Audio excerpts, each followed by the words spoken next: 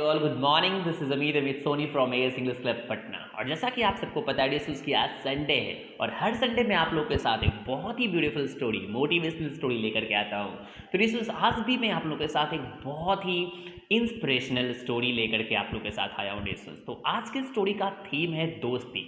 हाँ डिस्कस, आपने सही सुना, दोस्ती, जो कि एक तरह का रिश्ता होता है और अपनी पूरी ज़िंदगी में बहुत सारे रिश्ते बनाते हैं डिस्टेंस, जैसे माँ और बेटे का रिश्ता, माँ और डिस्टेंस बेटी का रिश्ता, पिता और पुत्र का रिश्ता, भाई और भाई का रिश्ता, दोस्त और दोस्त का रिश्ता।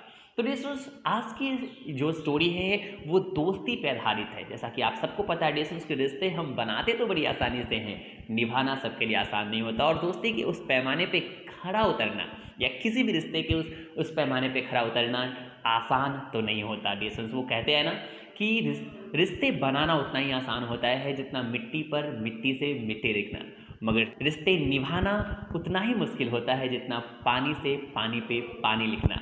तो डिस्कस चलते हैं बिना समय गवाए हम अपनी स्टोरी की तरफ। और आज का जो स्टोरी है वो दो दोस्तों के बारे में है। दो दोस्त हुआ करते थे किसी गांव में डिस्कस, दोनों साथ साथ पले बढ़े, दोनों साथ स्कूल गए, कॉलेज गए और दोनों साथ में ही नौकरी करी। नौकरी किया उन्होंने डिफेंस डिपार्टमेंट में और दोनों एक ही बटालियन में फौजी के रूप में बहाल हुए।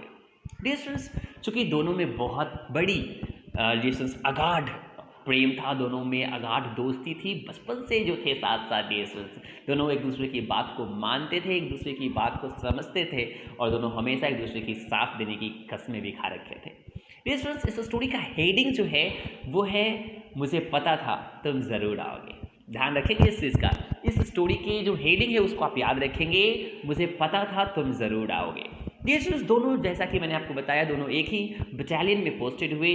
तो एक वक्त थी जिस समय में लड़ाई छिड़ी हुई थी, दोनों बॉर्डर की तरफ डिस्टेंस गोलीबारियाँ लगातार चल रही थी और दोनों अलग अलग टुकड़ियों में शामिल थे, दोनों दोस्त अलग अलग टुकड़ियों में थे डिस्टेंस जो है, और लगातार गोलीबारी कंटिन्यू थी। उसी समय डिस्टेंस एक दोस्त फायरिंग करते करते, गोली चलाते चलाते दुश्मन के एरिया में प्रवेश कर जाते हैं, दुश्मन के क्षेत्र में चले जाते हैं। और दूसरा दोस्त जो उसे बचाना चाहता है, डिस्टेंस उसे वहाँ से लाना चाहता है, मगर वो ऐसा कर नहीं पाता है क्योंकि उसके कैप्टन, उसके कमांडर जो है उसे परमिशन नहीं देते। बहुत देर हो जाता है और बहुत देर के बाद उससे एक आवाज़ आती है, दोस्त मुझे बचाओ, दोस्त मुझे बचाओ। और ये जो दोस्त है, दूसरा दोस्त जो है डिस्टेंस, वो उसे बचाना चाहता है, वहाँ जाना चाहता है, मगर वो अपने कमांडर के आदेश के बगैर वो नहीं कर सकता। तो अपने कमांडर से परमिशन मांगता है कि क्या मैं वहाँ जा सकता हूँ, उसे बचा सकता हूँ। तो उसके कमांडर ने ये कहते हुए साफ मना कर देता है कि बहुत सारे सैनिक पहले से मारे जा चुके हैं और वो तो दुश्मन के एरिया में गया है, शायद वो मर जाए, मगर मैं एक और सैनिक नहीं खो सकता, अतः तुम्हें मैं वहाँ नहीं भेज सकता, तुम वहाँ नहीं जा सकते। बहुत देर हो जाती है, फिर से एक बार बहुत देर बाद आवाज़ आती है, दोस्त प्लीज़ मुझे बचाओ। अब चूंकि पहली बार पूछने के बाद उस कमांडर ने उसे मना कर दिया था, तो बड़ी सहमे हुए, बड़ी डरे हुए आवाज़ में फिर से अपने कमांडर से वो परमिशन मांगता है कि क्या सर मैं जा सकता हूँ, मुझे जाने दीजिए सर। और बचपन से हम दोस्त हैं, हमेशा एक दूसरे के साथ देते हैं कि कस्में खाई हैं, मुझे जाने दीजिए सर। तो कमांडर के पास रिक्वेस्ट करने की वजह से, बार बार बोलने की वजह से, वो सोल्जर यानी वो दोस्त चला जाता है बचाने के लिए, परमिशन मिल जाती है उसे। जब वहाँ बचा करके उसे लेकर के आता है, डिस्टेंस उसे उठा करके लेके आता है, तो जब कमांडर के पास उसे रखता है तो वो मरा हुआ होता है।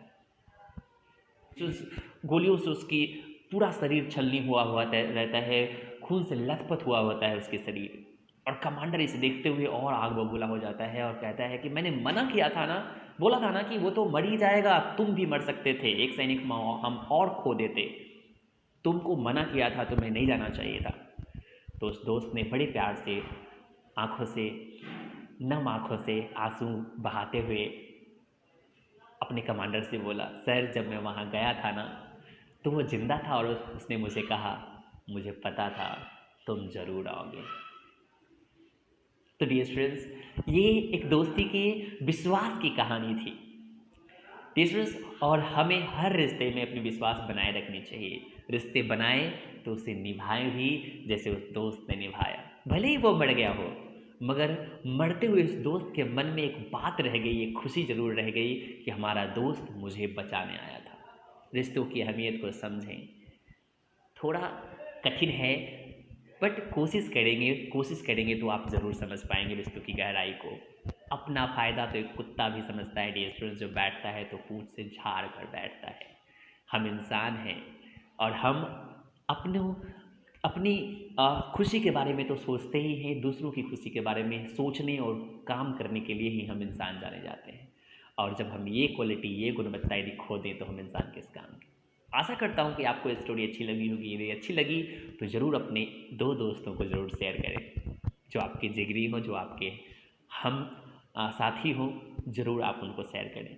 धन्यवाद। मिलते हैं डियर्स अगले स्टोरी के साथ नेक्स्ट संडे।